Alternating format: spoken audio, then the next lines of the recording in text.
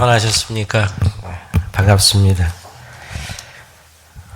혹 여러분께도 누군가가 이런 질문을 하지 않았으면 좋겠다 하는 그런 질문이 있을까 싶습니다.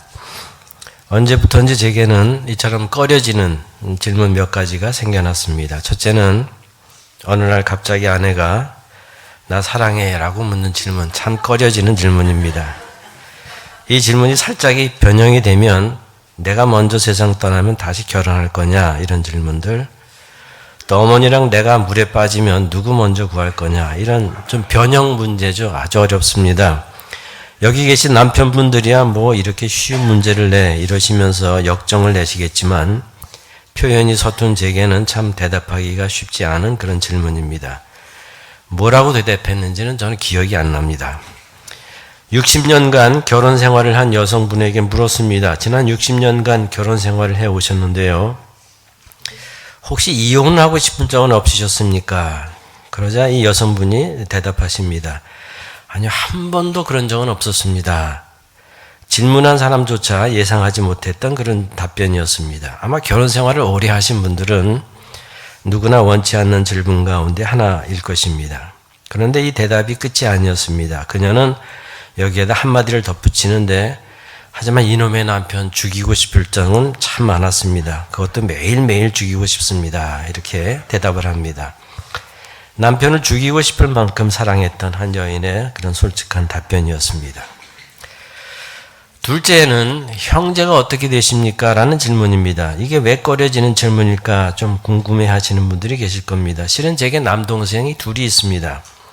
삼형제 중 제가 맞입니다. 그러니까 형제가 어떻게 되나요? 이렇게 물으면 그저 형제만 셋입니다. 이렇게 대답하면 되는데 뭐가 꺼려지나 싶으실 겁니다. 안타깝게도 남동생 둘이 모두 먼저 세상을 떠났습니다. 그러니 지금은 이제 남은 형제가 아무도 없는 것입니다. 그러니까 이럴 때 뭐라고 대답을 해야 하나 좀 망설이곤 합니다. 그리고 그 질문을 받을 때마다 먼저 세상을 떠난 동생들 생각에 가슴이 좀 먹먹해집니다. 그래서 언제부턴지 이 질문이 그렇게도 꺼려지는 그런 질문이 되었습니다. 그리고 마지막 셋째는 소망이 무엇입니까? 이 질문입니다. 이 질문이 참 당혹스러운 것은 그 즉시 대답할 수 있는 그 소망이 떠오르지 않습니다. 내 안에 담아있는 소망은 참 많은 것 같은데 이렇게 물었을 때 즉시 떠오르는 그 소망이 생각나지를 않습니다. 여러분은 어떻습니까? 나요? 나에게 소망이 있습니다. 그러면 누군가 묻겠죠. 그 소망이 무엇입니까? 그러면 여러분은 조심스럽게 대답할 것입니다. 그런데 여러분이 말한 그 소망이 사실은 육신의 정욕, 안목의 정욕, 이생의 자랑이 아닐까 싶습니다. 하와가 에덴 동산 중앙에 있던 그 열매를 보았을 때 그 상황을 기억하고 계시는지 모르겠습니다. 먹음직도 하고 보암직도 하고 지혜롭게 할 만큼 탐스럽기도 했다. 성경은 말씀하는데 그 열매를 보니까 먹고 싶었다고 했습니다. 그러니까 육신의 정욕이죠. 그 열매를 보니까 보기에 아름다웠다고 했습니다. 안목, 즉 눈의 정욕입니다. 그 열매를 보니 또 탐스러웠다고 했습니다. 자기 자신을 지혜롭게 할 만큼, 그래서 세상에 자기를 자랑할 수 있게 할 만큼 곧 이생의 자랑입니다. 지금 여러분이 조심스럽게 답할 수 있는 여러분 안의 소망은 무엇입니까? 네, 소원이 무엇이냐 하고 하나님이 내게 물으시면 나는 서슴지 않고 내 소원은 대한독립이요 하고 대답할 것이다. 그 다음 소원이 무엇이냐 하면 나는 또 우리나라의 독립이요 할 것이요. 또 그 다음 소원이 무엇이냐 하는 셋째 번 물음에도 나는 더욱 소리를 높여서 나의 소원은 우리나라 대안의 완전한 자주독립이요 하고 대답할 것이다. 그 백범 김구 선생의 나의 소원이라고 알려진 글입니다. 흔히 공산주의로 잘 알려진 마르크스주의와 또 이들이 가르치는 계급투쟁을 극도로 싫어했던 김구 선생은 자유와 민주주의를 갈망했던 민족주의자였습니다. 그에게 소원은 대한민국의 자주 독립이었습니다. 자주, 한자어죠. 스스로 자의 주인주. 그러니까 남의 보호나 간섭이 없이 자기 일을 자기 스스로 하는 것, 이것이 자주입니다. 그러니까 김구 선생에게는 이렇게 누군가 당신의 소망이 무엇입니까? 하고 물으면 망설임 없이 바로 대답할 수 있는 그런 소망이 있었습니다. 그래서 누군가 제게 소망이 무엇입니까? 라고 물으면 살짝 당혹스러워집니다. 그 소망이 혹시 육신의 정욕, 안목의 정욕, 이생의 자랑 중 하나가 아닐까 싶었습니다. 내가 품은 그 소망이 혹시 산 소망인지 혹은 죽은 소망은 아닌지, 내가 품은 그 소망이 하나님께서 나를 위해서 하늘에 쌓아두신 것 맞는지, 그래서 누군가가 당신의 소망이 무엇입니까? 하고 물으면 두렵고 떨리는 마음으로 겸손하게 그 소망의 이유를 이야기할 수 있는지 생각을 다시 한번 하게 되는 것입니다. 오늘의 성경의 베드로 전서는 사도 베드로가 소아시아 지역에 살던 그리스도인들에게 권면한 말씀입니다. 그 베드로 전서 1장 1절을 보면 예수 그리스도의 사도 베드로는 본도, 갈라디아, 갑바도기아, 아시아, 비두니아에 흩어진 나그네들에게 편지한다. 이렇게 시작을 하고 있습니다. 여기 나오는 본도, 갈라디아, 갑바도기아, 아시아, 비두니아 이 지역은 우연히도 사도 바울의 발길이 닿지 않았던 곳이었습니다. 특별히 바울이 무시아라는 곳에 머물면서 바로 이 지역에 들어가서 복음을 전하려고 했는데 성경은 성령께서 이를 막으셨다. 그렇게 적고 있습니다. 그러니까 바울에게는 막혀 있었던 지역이었는데 이곳에 누군가에 의해서 복음이 전해지고 오늘 사도 베드로가 이 지역 그리스도인들에게 지금 편지를 쓰고 있는 것입니다. 이 편지에서 베드로는 소아시아 지역 교회들에게 이렇게 권면합니다. 하나님 아버지께서 예수 그리스도를 부활하게 하심으로 우리를 거듭나게 하사 산 소망이 있게 하시며 라고 말씀하십니다. 그러니까 예수님의 부활 이후에 우리에게서 일어난 일을 가르치고 계십니다. 사도 베드로는 예수님의 부활이 우리를 거듭나게 하셨다고 말씀하십니다. 다시 태어나고 옛사람은 죽고 새사람으로 우리 모두 다시 태어난 것입니다.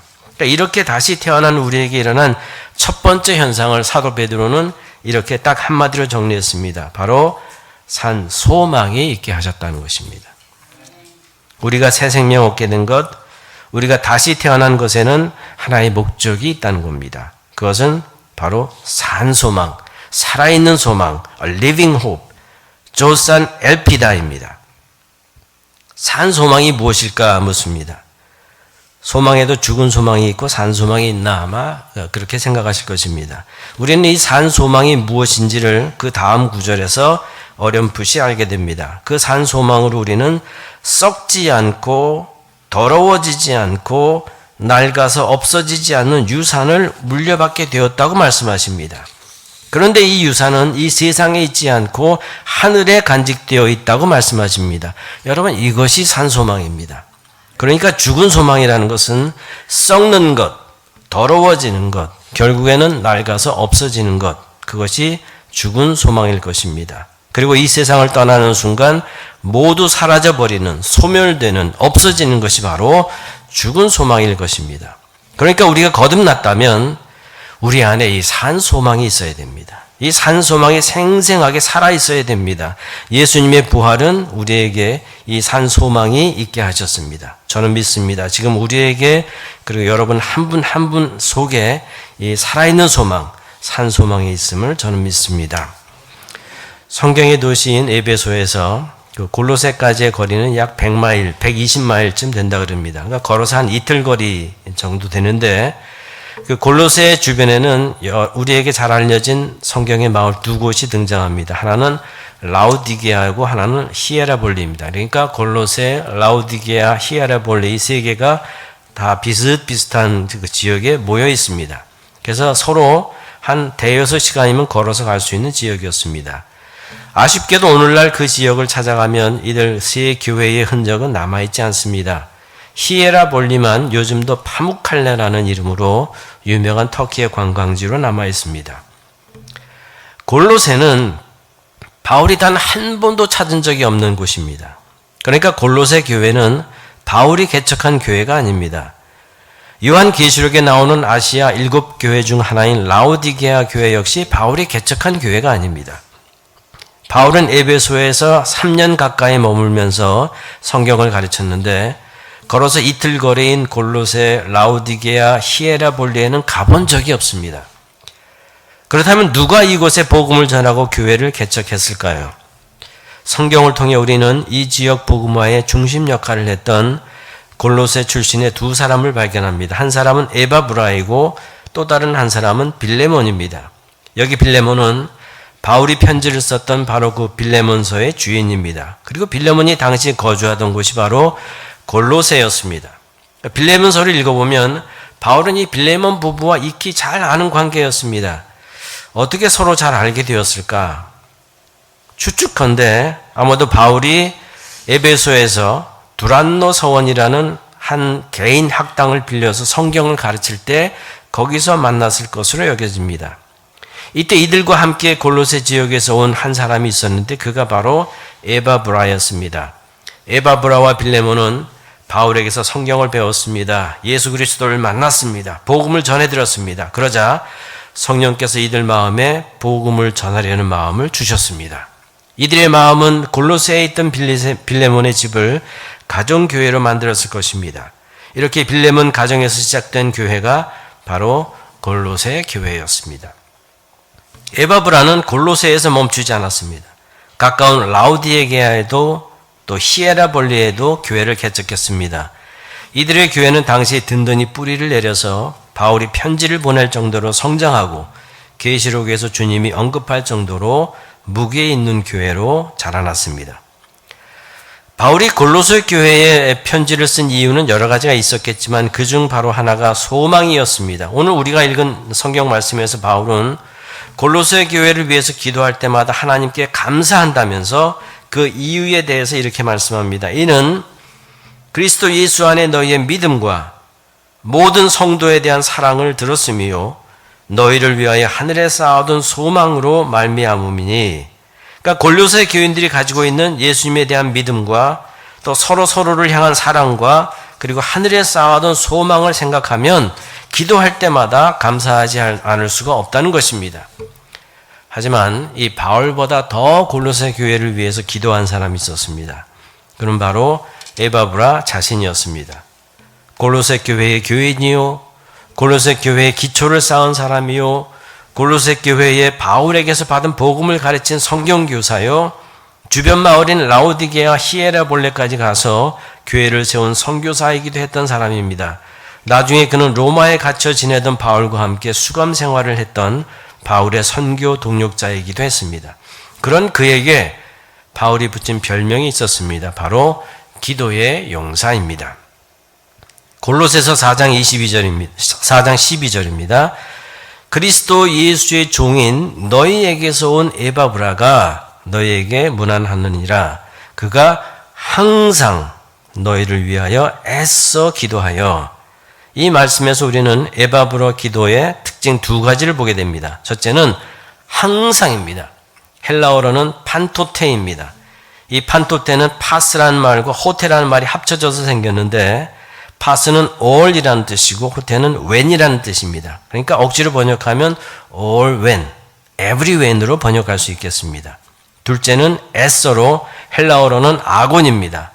아곤이라는 것은 씨름하는 겁니다. 싸우는 겁니다. 우리 한글 성경에서는 애써 혹은 열심히 이렇게 번역했지만 영어 성경에서는 wrestling, struggling, laboring fervently 이렇게 번역했습니다. 그러니까 애쓰다 열심히보다는 좀 더 강렬한 표현들입니다. 그랬습니다. 에바브라는 바울이 붙인 별명 그대로 기도의 용사였습니다. 여기서 한 가지 기억해 두셔야 할 것이 있습니다. 에바브라는 골로새 교회를 위한 기도의 용사였습니다. 에바브라는 전 세계 교회를 위해서 혹은 애매한 이웃을 위해서 그렇게 기도한 것이 아닙니다. 에바브라는 오직 골로새 교회를 위해서 판토테 아곤 기도했습니다. 오늘 교회마다 이 에바브라 기도가 간절합니다. 나의 교회, 나의 교인, 나의 성도, 이는 이기적인 것이 아닙니다. 물론 모든 교회, 모든 교인, 모든 성도들을 위해서 기도하고 돌보고 섬기는 일이 역시 필요합니다. 하지만 오늘날 교회에 가장 필요한 것은 바로 나의 교회, 나의 교인, 나의 성도를 위해서 기도하고 돌보고 섬기는 일입니다. 그것이 바로 에바브라의 기도요, 헌신이요, 사랑입니다. 근데 여기서 한 가지 우리 개역 개정력이 좀 애매하게 번역한 구절이 있습니다. 바울은 골로새 교회를 위해서 기도할 때마다 하나님께 감사드린다면서 그 이유 몇 가지를 말씀합니다. 4절입니다. 이는 그리스도 예수 안에 너희의 믿음과 모든 성도에 대한 사랑을 들었으며 너희를 위하여 하늘에 쌓아둔 소망으로 말미암음이니 그랬습니다. 그러니까 이 말씀에서도 우리는 바울의 삼중 덕을 발견하게 됩니다. 바로 믿음, 소망, 사랑입니다. 그런데 이 말씀을 좀 더 확실하게 알 수 있는 성경 번역을 우리는 한글 새번역 성경에서 찾아볼 수 있습니다. 새번역으로 보겠습니다. 이 믿음과 사랑은 여러분을 위하여 하늘에 쌓아두신 소망에 근거합니다. 그랬습니다.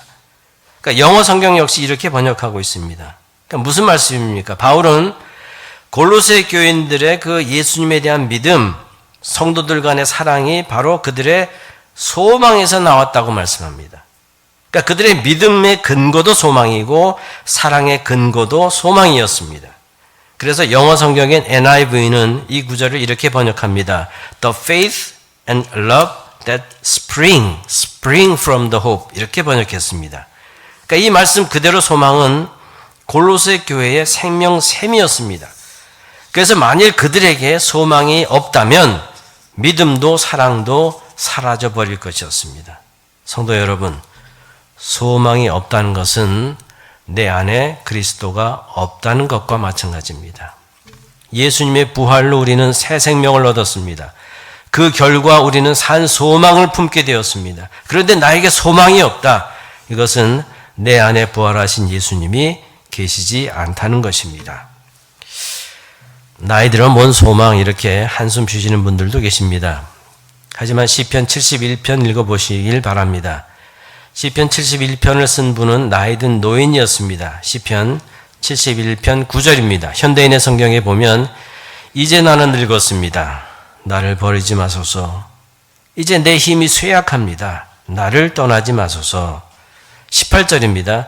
하나님이시여 이제 내가 늙어 백발이 되었습니다. 나를 버리지 마소서.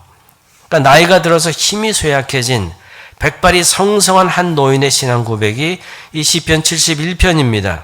그런데 이 시편에서 가장 두드러지게 나타나는 구절이 하나 있습니다. 바로 이 구절입니다. 주는 나의 소망이시오.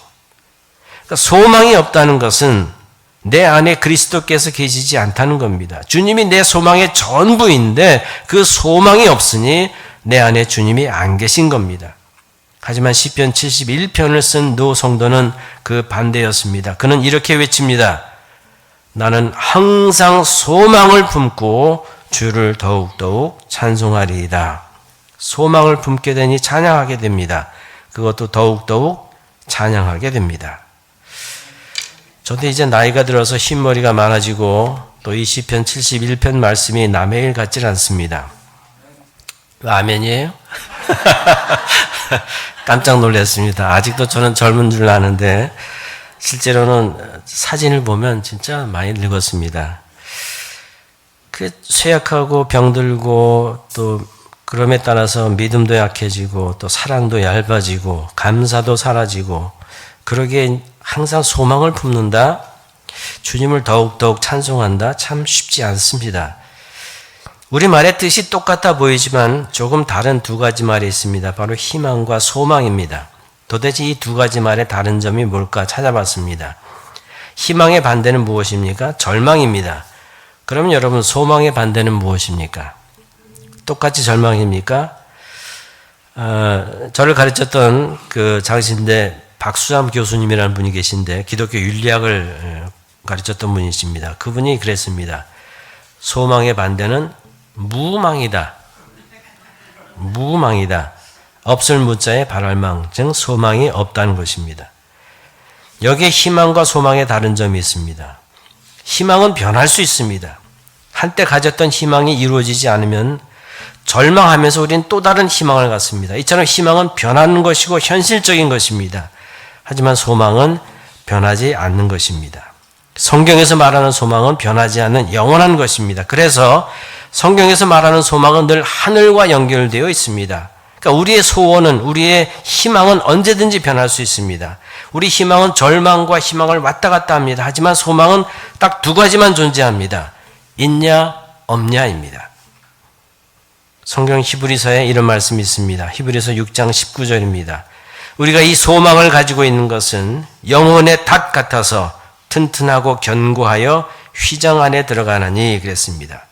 이를 세번역 성경으로 보면 우리에게는 이 소망이 있으니 그것이 안전하고 확실한 영혼의 닷과 같아서 휘장 안에까지 들어가게 해줍니다. 성경은 소망을 영혼의 닷이라고 했습니다. 여러분 닷이 뭔지 아실 것입니다. 바다 위에 떠 있는 배가 한 곳에 멈춰 있으려면 줄에 이렇게 매달아서 바다의 밑바닥에 가라앉히는 아주 무거운 철로 만든 쇠로 만든 기구를 말합니다. 근데 언제 닷을 내립니까?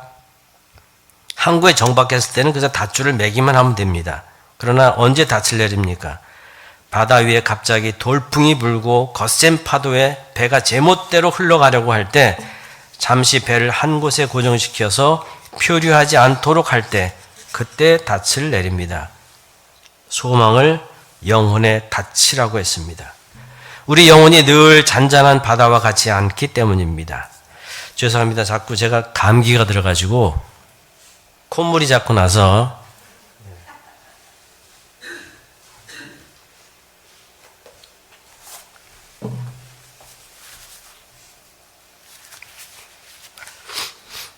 조금 전에는 거미가 왔다 갔다 했었는데 혹시 보셨어요?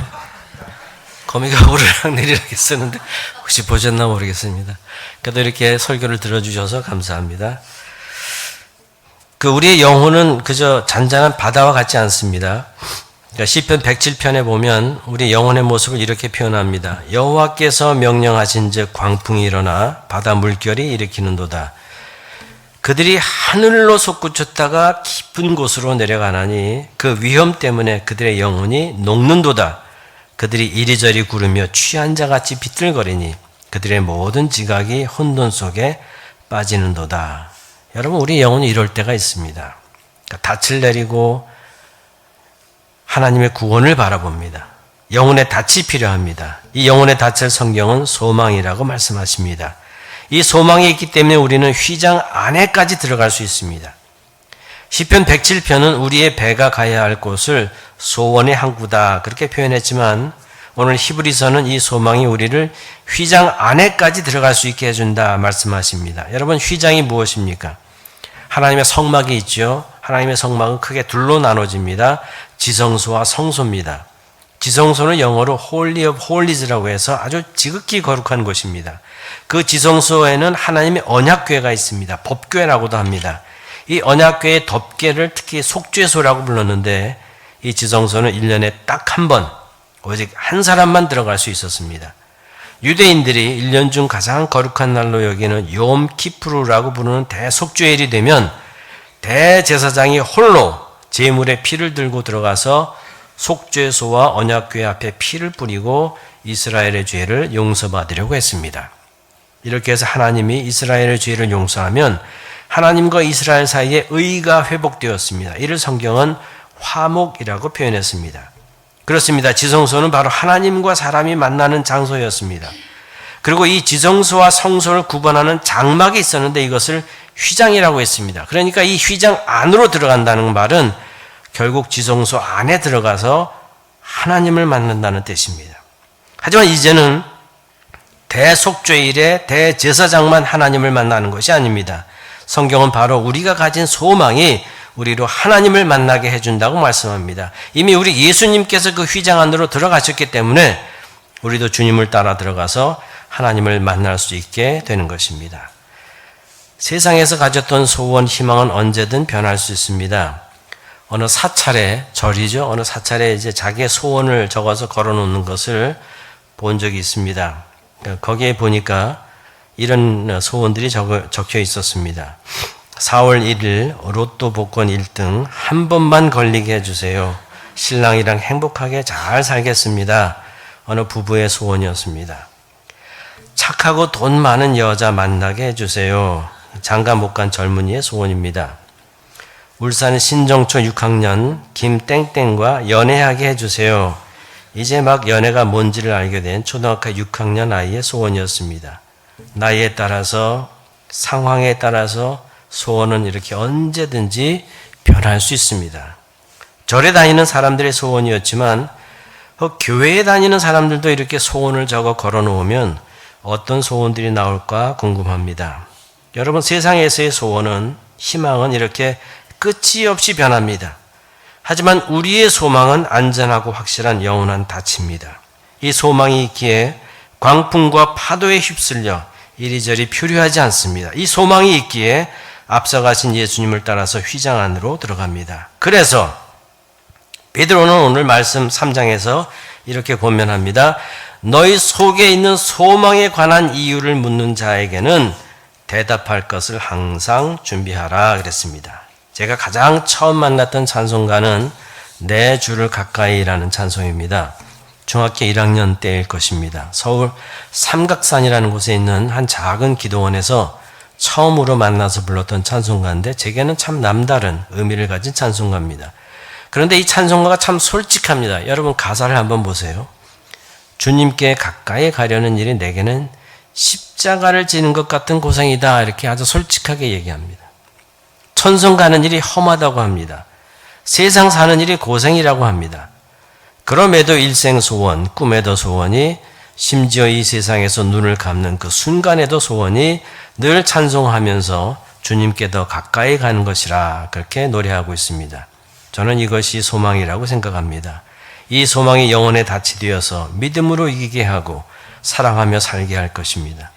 스펄전 목사님은 소망에 대해서 이런 말씀을 하셨습니다. 소망은 사실 별과 같습니다. 풍요와 번영이라는 햇살 속에서는 이 소망을 볼 수 없습니다. 그럼 언제 이 소망을 볼 수 있을까요? 바로 역경과 고난이라는 칠흑 같은 어두운 밤중입니다. 그렇게 성도 여러분, 잊지 마시기 바랍니다. 우리가 예수님의 부활로 새 생명을 얻었습니다. 우리가 거듭나면서 산 소망을 품게 되었습니다. 새로 품게 된 이 소망은 이 세상의 소원과 다릅니다. 이 소망은 세상이 아니라 하늘과 연결된 소망입니다. 오직 이 소망만이 샘에서 솟는 샘물처럼 예수 그리스도에 대한 믿음과 모든 성도들에 대한 사랑을 낳을 것입니다.